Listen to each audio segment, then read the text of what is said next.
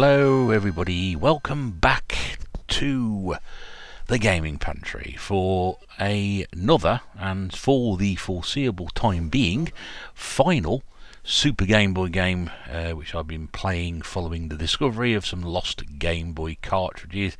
And as you would have seen briefly from the opening there, we are playing Gauntlet II. Gauntlet 2, bit of history with this game. I've got quite a few versions of it knocking about, which is not unusual for me, as I'm sure you're aware. Yeah, I've got this on the Atari ST. I've got this on the NES. Pretty sure I've got it across the 8-bit micros as well, and of course got the Game Boy version as well. Now Gauntlet, if you've never played Gauntlet before, I suppose, is it the best way to describe it? It's like a dungeon crawler, because technically you are in a dungeon and you're trying to work your way from start point to finish point to get to the next level. But it's done from a top-down view. It originally started life as an arcade machine back in the mid 80s, I'd say, probably 84, something like that. 85, and it was a 4-player arcade game. Great sprawling thing that we used to have back in the day. There weren't many of them knocking around at that time, so it was quite revolution. You can afford different players, and you've got a choice of playing as a different character. So you play as a wizard, an elf, a Valkyr, which is what we're playing as today, or a warrior.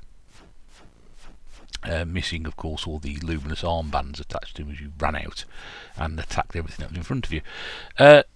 But yes, and it was the idea, simply go from one level to another to find the exit and keep going. And you've got different enemies on the screen at the same time. Quick talk around the overview of the game screen. You can see it here, bottom left hand corner is who you are, which is above a running down health meter. So health meter showing 1,638. Believe me, that won't last you an awful lot if you get stuck somewhere. And then below that is your actual score, which is irrelevant really, because the idea is to keep going as long as possible. Gives you an amazing 2 points for hitting something. 1 point or 2 points for hitting something. That's really generous, isn't it?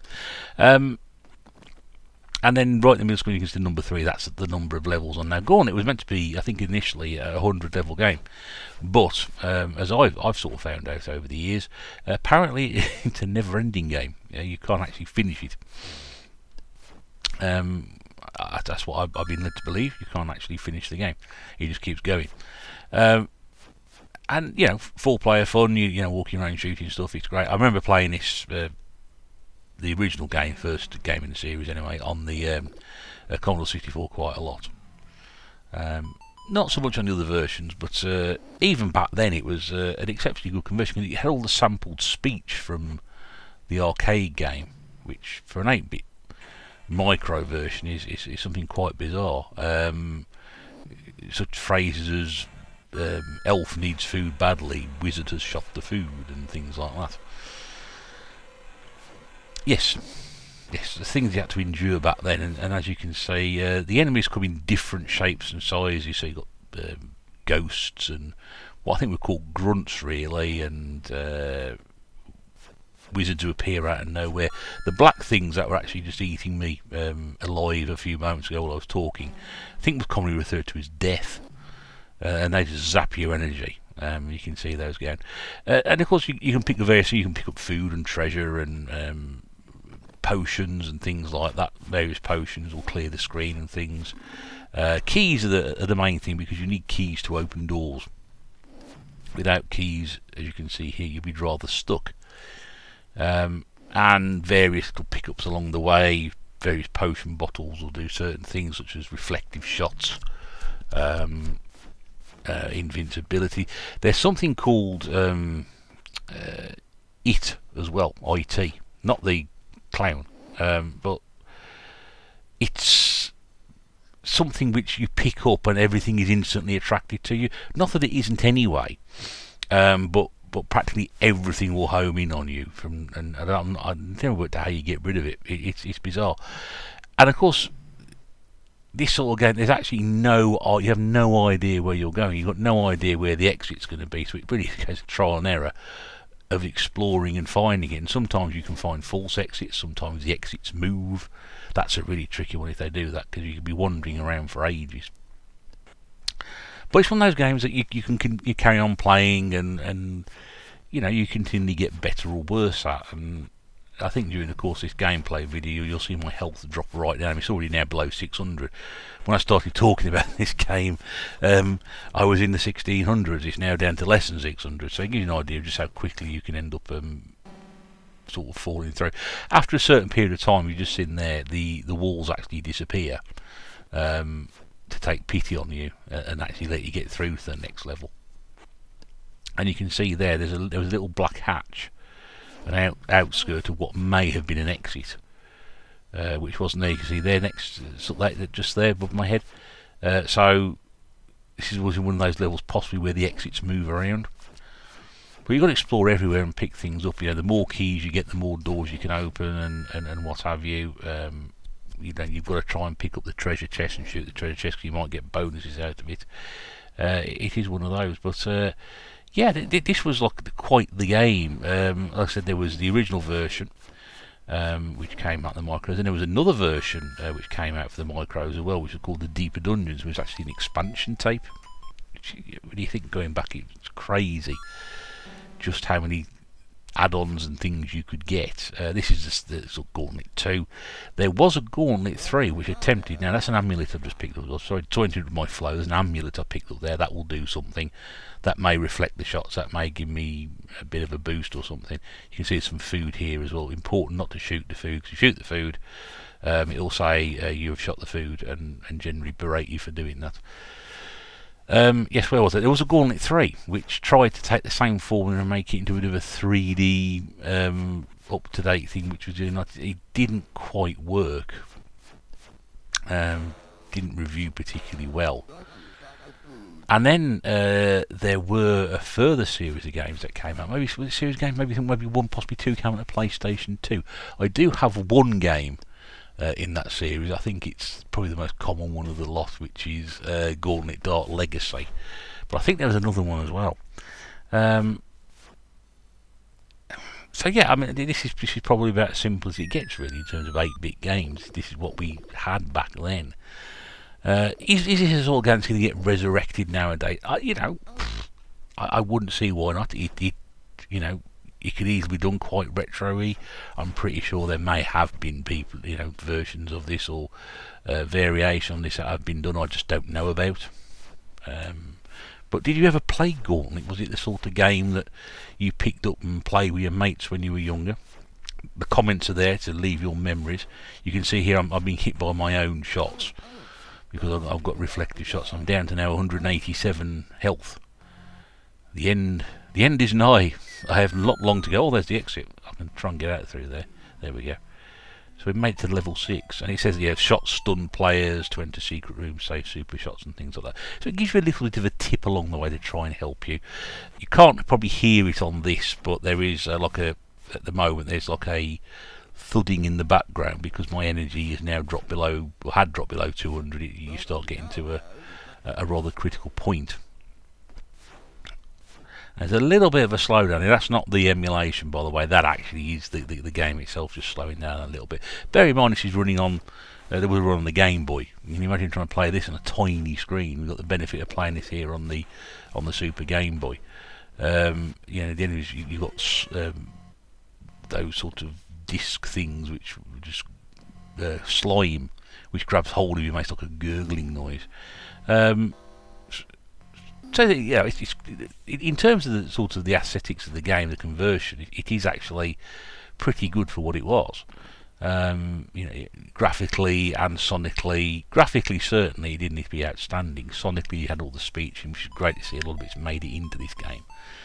But there's like a little continual tune playing around and a few sound effects along the way, and it's very well done, and it is widely regarded as a bit of a classic from back then. But you've got to bear in mind this game is probably creaking on for nearly 40 years old now. and it's certainly from that bygone era.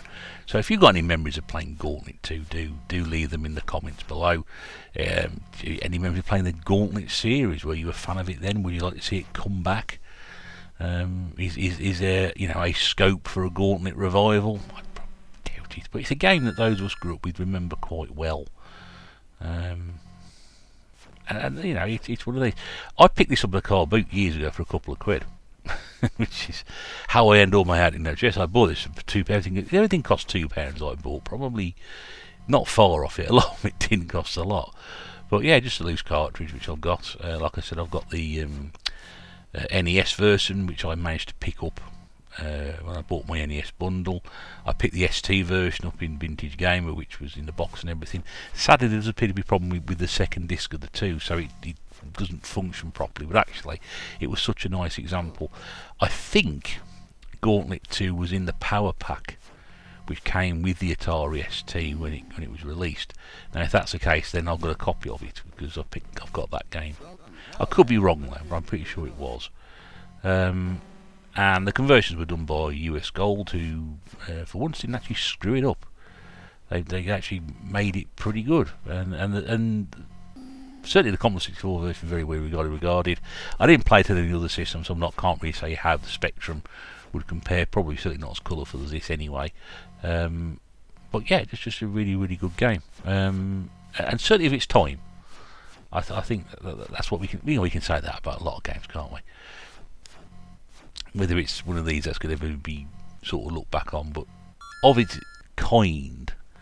And believe me, there were clones of this. There were sort of people doing their own versions, and they were always slightly inferior. This was the one that set the bar really on it, and I remember seeing it in the arcade when I was younger. It's just one of those games that I sort of associate with that period back then, and great memories of playing it with a friend of mine. And we used to sit there and just try and finish it, but this is the problem with Gauntlet at the moment. You'll just see now if you're watching the footage rather than listening to me drone on.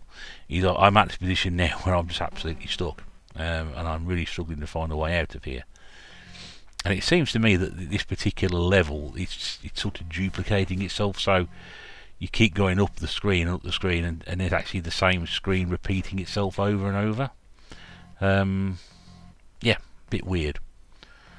But I think I've walked over something like a trapdoor.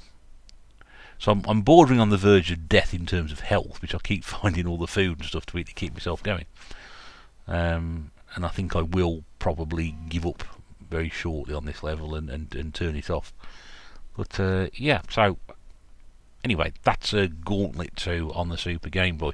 Now, as I said, I've gone through some of the games that I wanted to do that I'd found, and I really appreciate everybody who's watched these little Game Boy videos, especially Joe Gaming Girly, who gave us a community post and a shout out in the last video. Thank you so much for doing that, Joe. Joe and I have known each other on YouTube for quite some time, pretty much since she started, and it's always nice to hear from her, and she does enjoy these videos. So thank you very much for trying to publicise these videos, Joe. It was very good of you to do so. But yeah, I've sort of come to the end of this little run of Game Boy games at the moment, so I'm going to put the Game Boy stuff away. But I thought it was nice to get the Super Game Boy 8 and try those games in proper colour. There are other ones which I probably would get round to playing, but certainly not at the moment. I think we've seen enough Game Boy. I haven't made it at the level. There we go, level 8. I thought I'd get there in the end. So yeah, we'll move on to playing some other stuff, I think, for the next round of gameplay videos that we do. Of course, if you are a regular viewer, you'll see I'm currently doing the PlayStation 1 challenges with Retro Red Steve. Oh, that's good. This emulation thing's terrible, isn't it? What on earth's happened there? Well, it's gone back to normal. It's not making any difference anyway. Might actually help the way going. But yeah, obviously do a fair bit of PlayStation 1 stuff at the moment. So yes, obviously trying to move on and do some of the other things as well that I've got in my collection. And we'll try and put some more of those up for a bit of a run. There is one Game Boy game I did show off in that video which I desperately want to go back and have a go at. And I think that may do a video on its own, but not at the moment. Anyway, Hope you've enjoyed that. Thanks for bearing with these, pun intended, recently. I'm glad those people who've enjoyed them have enjoyed them. If you haven't enjoyed them, well, there'll be something I'm sure that you might enjoy at some point. That'll pop up anyway. In the meantime, this is the Retro Bear stuck in the dungeon saying please send food, and I'll talk to you again soon. Till then, toodaloo.